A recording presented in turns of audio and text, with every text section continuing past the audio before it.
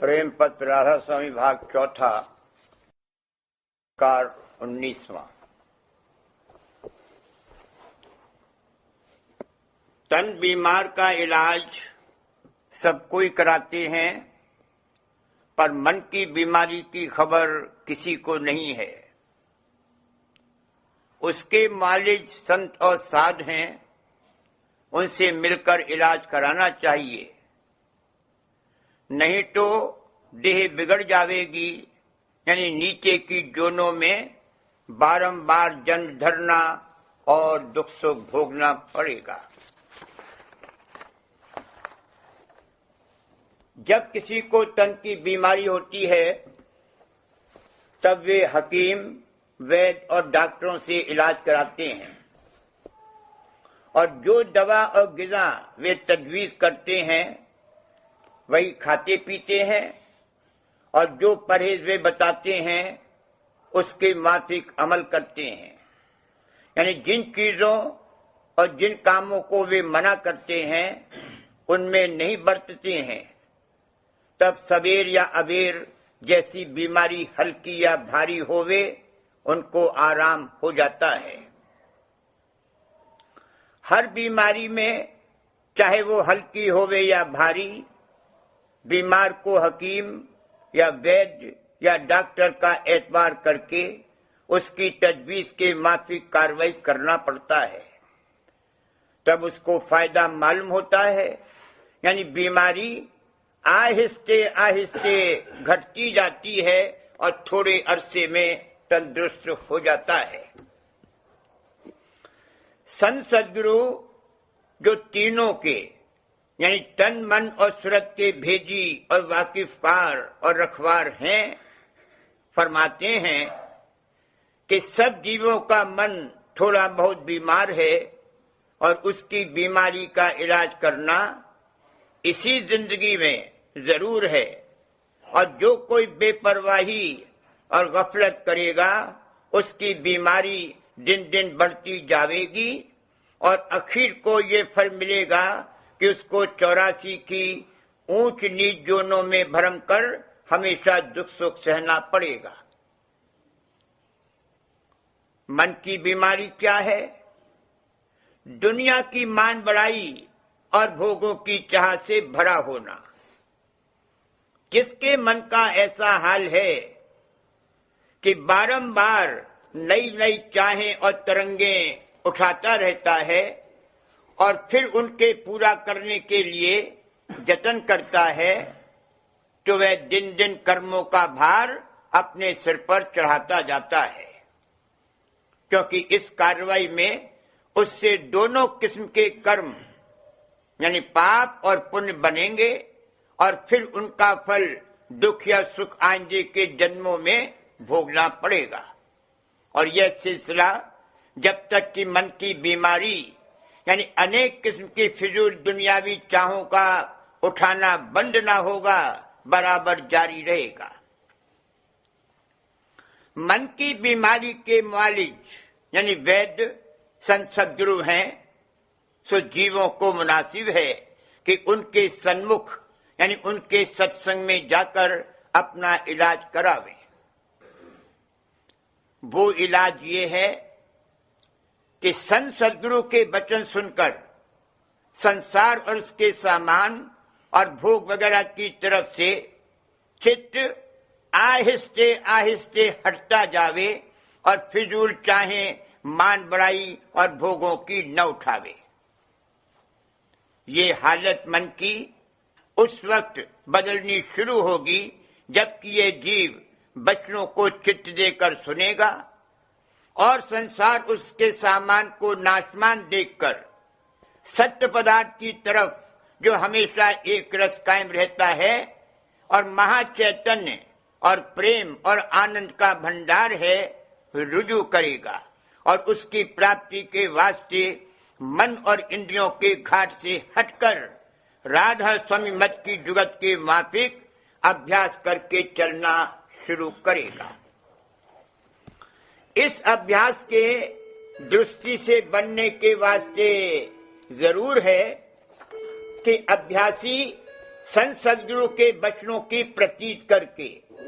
विरह और प्रेम अंग लेकर कार्रवाई शुरू करे, क्योंकि जो मन में किसी तरह का संदेह और शक बाकी रहा या चरणों में संत सद्गुरु और कुल मालिक राधा स्वामी जाल के प्रीत न आई, तो वो अभ्यास सुरस्वद मार्ग का, जिसमें मन और सूरत घट में ऊंचे की तरफ चढ़ाए जाते हैं,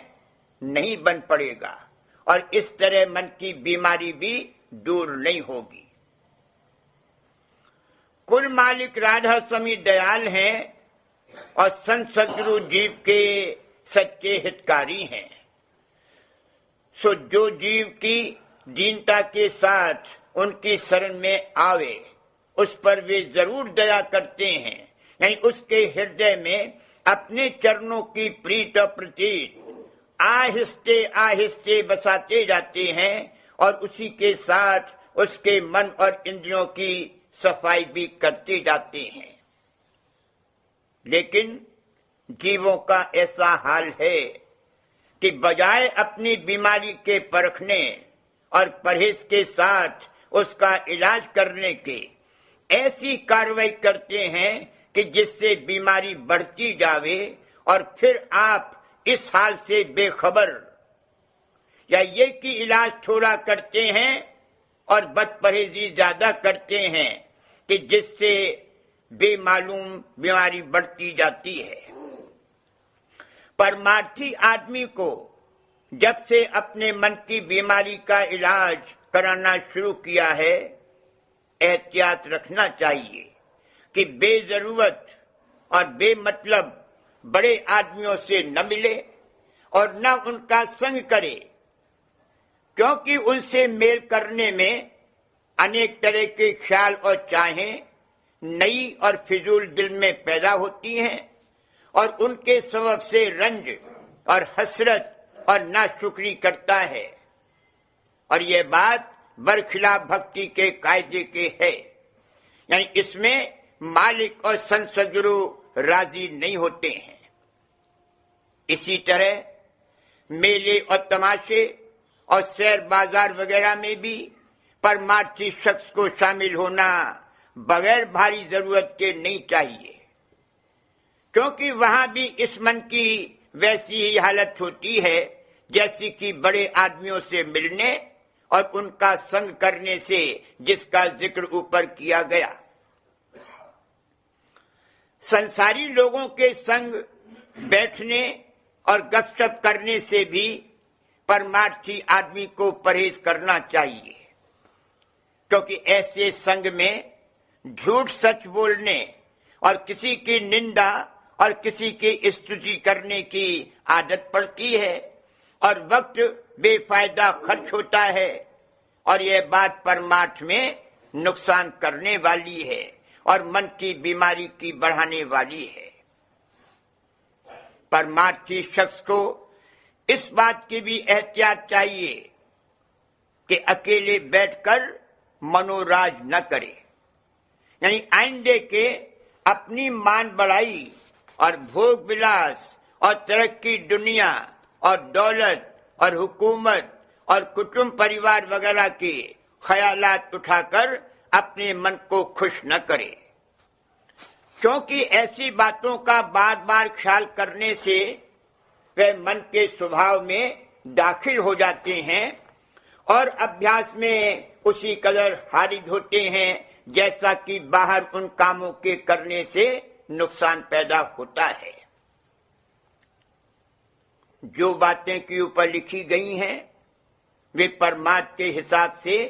बदपरहेजी में दाखिल हैं, उनसे मन की बीमारी बढ़ती है। इस वास्ते जीवों को मुनासिब है कि सचौटी के संग इलाज अपनी बीमारी का करावें, यानी हित चित से संत सद्गुरु का संग करें और उनके वचनों को धारण करके अपनी रहनी दुरुस्त करते जावें। संत सद्गुरु का सत्संग करके जीव की समझ और ख्याल बदलते हैं, यानी संसार और उसके सामान को तुच्छ और नाशमान देखकर चित्त उससे हटता जाता है और राधा स्वामी धाम की महिमा और वहां के आनंद और विलास का हाल सुनकर और उसका निर्णय समझकर मन में शौक पहुंचने उस धाम का और करने दर्शन कुल मालिक राधा स्वामी जाल का जागता है। और जिस कदर अभ्यासी रास्ता तय करके आनंद और स्वरूप पाता जाता है, उसी कदर शौक बढ़ता जाता है और सफाई मन की होती जाती है।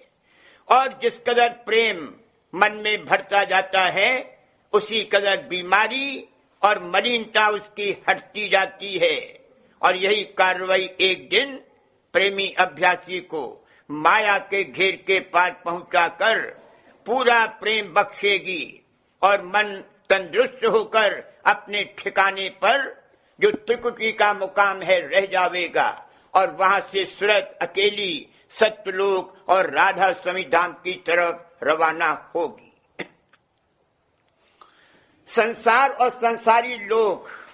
इस कार्रवाई में बहुत विघ्न डालते हैं। सो सच्चे शौकीन को चाहिए कि अपने परमार्थ के बनाने में इन मूर्ख जीवों की सलाह न माने और न उनकी निंदा स्तुति सुनकर अपने मन में घबरावे और अपना काम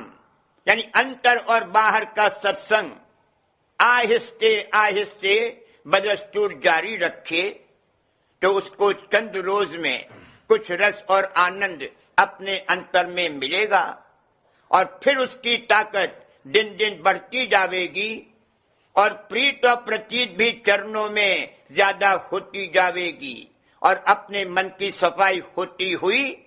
नजर आवेगी कि जिसको देखकर उसको यकीन हो जावेगा कि इसी कार्रवाई से एक दिन पूरा काम बन जावेगा। मालूम होवे कि कुल मालिक राधा स्वामी जाल और संत सद्गुरु रचना भर में सच्चे हैं और यह जो सूरत उनकी अंश है सच्ची है, क्योंकि कुल कार्रवाई रचना की और उसका ठहराव इस लोक में सूरत के आश्रय जो घट घट में जाल देश से उतर कर बैठी है मालूम होता है। पर जिस सूरत ने